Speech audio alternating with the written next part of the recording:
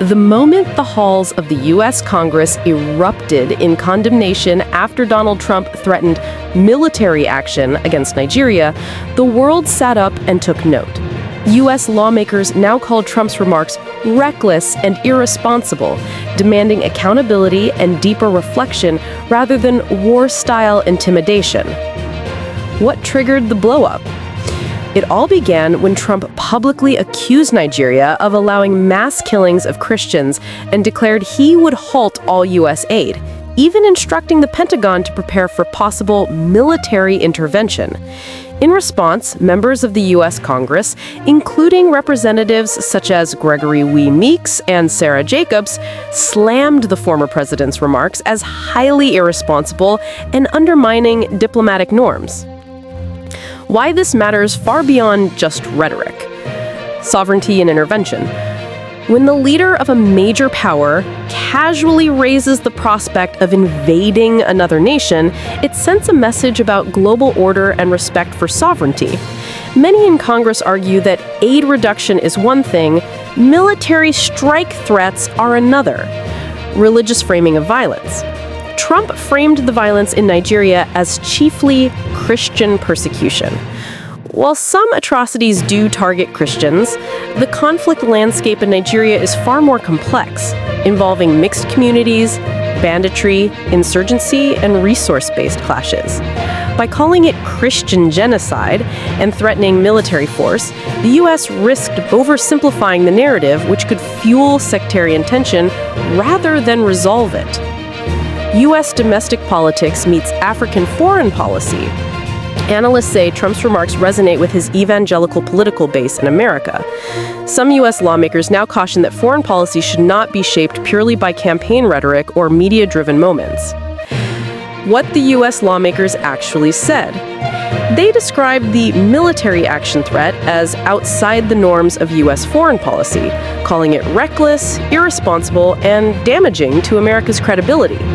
Some demanded that any policy towards Nigeria be based on facts, data, and multilateral diplomacy, not one-sided public accusations.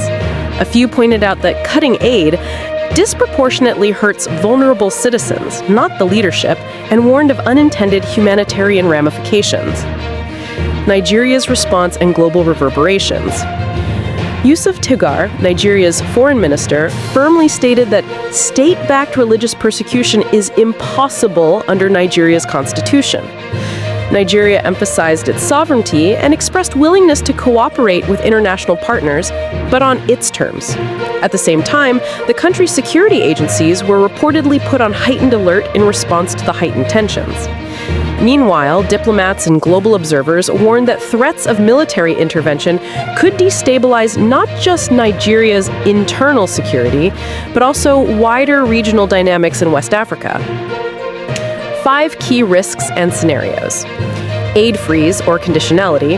U.S. may follow through on aid cuts, affecting Nigeria's budget and foreign relations. Public declaration by U.S. agencies.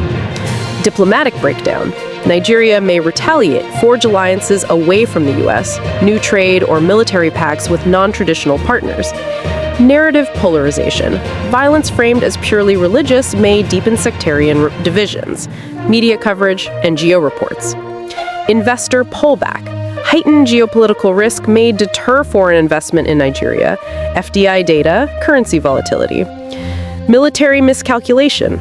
Casual threats risk misescalation or proxy conflicts, public statements from the U.S. DoD or Nigerian military. What to keep an eye on. Official U.S. policy shift. Will post-threat clarifications soften or toughen the stance? Nigeria's diplomatic engagement. Will Nigeria launch a strong response via the UN, African Union, or bilateral channels?